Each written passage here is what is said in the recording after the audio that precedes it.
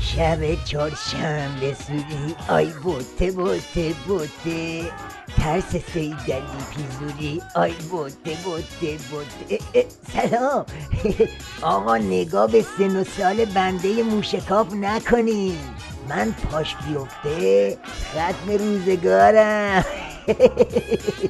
رفقا، بچه های مراغه، دانشجوی صنعتی اصفهان، برای بچه های دانشگاه البرز و زاهدان، بیانیه هاتون خیلی دبش بود.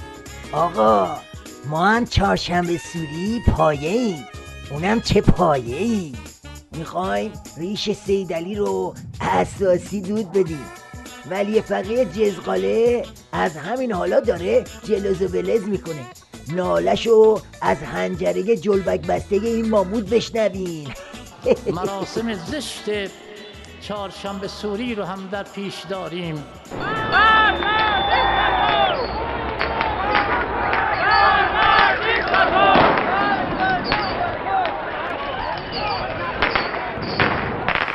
آتش افروزی، ترقه بازی، بچه ها رو نصیحت کنید.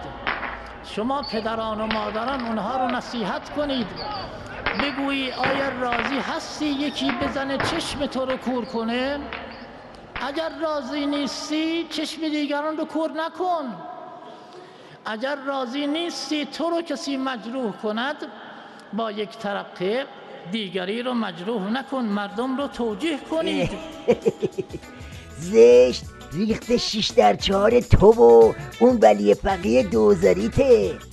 آخه سیدلی زخ خورده، وقتی میخوای نماینده پرتابتو بفرستی تو جمعه بازار، قبلش تو بیت واموندت یه هماهنگی با سرتشتکای نیروی انتظامی بکن که اینجوری سوت بلبلی نزنن.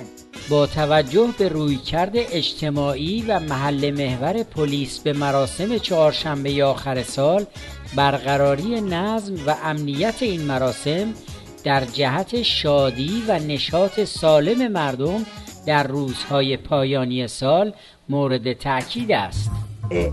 چی شد پس؟ مراسم زشت چهارشنبه سوری تبدیل به شادی و نشاط سالم مردم شد؟ همینجوری میشه که بوی زهر از دهن ولایت بیرون میزنه دیگه. میترسه بشکه باروتو هنگولک کنه و بوم. سیدل، ملت دارن میبینن که چطور جسم ناقصت همینجوری پت پت داره میلرزه. حالا تو هی روزه پیشگیری بخون، هی ناله بدبختی بکن. پلیس از دیماه تقریبا برنامه‌های پیشگیرانه خودش رو شروع کرده و کنترل محل‌های فروش تو حوزه کاری ما، بحث ورود اینها و توزیع اینها در شهر و بین حالا توزیع کنندگانی که هستن اینها شروع شده. ولی بعضا الان در گوشه و کنار شهر سر صداهایی رو میشنویم و اینها برمیگرده به اون نمونه مواد محترقه‌ای که دستساز هست و بسیار هم خطرناک. آره، خیلی خطرناکه، بخصوص واسه جونورای نیروی انتظامی و گله های بسیجی. به خاطر همینه که رئیس بادمجونت به فکر شتاب دادن به حضور سگ و سیله هاش افتاده. و ما هم با افزایش حضور مردم حضورمون شتاب میگیره، چه در ساعاتش چه در کمیت حضور، در کیفیت حضورمون زیادتر میشه و این تا پایان سال که دیگه حالا اون روزهای آخر هم موضوع چهارشنبه سوری و حوادث متاسفانه تلخ که بعضا به دنبال داره این هم باید مدیریت بشه دیگه. ما وارد نوروز میشیم و تقریبا کار ماموران ما شروع شده، ولی از روزهای پایانی این هفته ما شیفتامون افزایش میدیم، گشتامون افزایش میدیم، حضور پررنگتری رو مردم میبینن، هم در سطح انتظامی هم اطلاعاتی که پیداست ولی مراقبت میکنن. اگه انتظامی و اطلاعات کپک زده ولایت اهل مراقبت کردن بودن، از طلسم ولی فقیه مراقبت میکردن که اینطوری خرد و خاک شیر نشه. بدبختا ته تهدیدتون همون بود که اون یارو هاپوه رادان کرد دیگه، مگه نبود؟ جانشین فرمانده نیروی انتظامی از تدابیر ویژه پلیس برای تعطیلات عید نوروز خبر داد. به گفته رادان، اونهایی که در چهارشنبه آخر سال رعایت حقوق مردم رو نکنند تا پایان تعطیلات میهمان پلیس خواهند. نقل مهمونیه؟ اگه نقل مهمونیه چرا میخواید صبر کنید تا پایان تعطیلات عید؟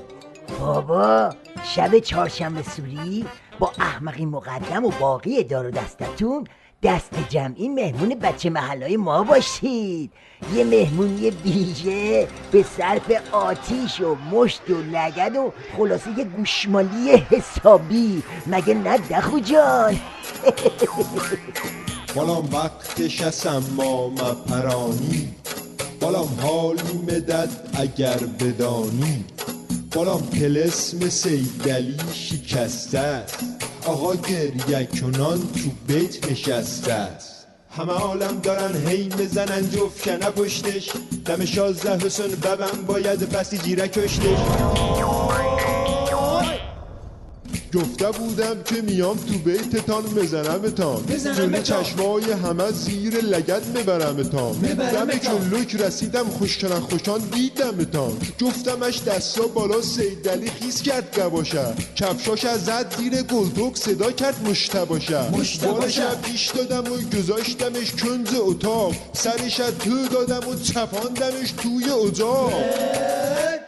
ابوله ماشالله، دستگله ماشالله، عضو حالا زیر پله ماشالله، ضربه خورده دنگله ماشالله، الهی که سقط بشه ایشالله، الهی 8-1 بره ایشالله، الو به ریشش بزنی ایشالله، ریشش از بیخ مکنی ایشالله، هر کی نگد ماشالله بابا گوری شد ایشالله، هر چی که بافت از ما پاره میشد ایشالله ایشالله ایشالله ایشالله ایشالله.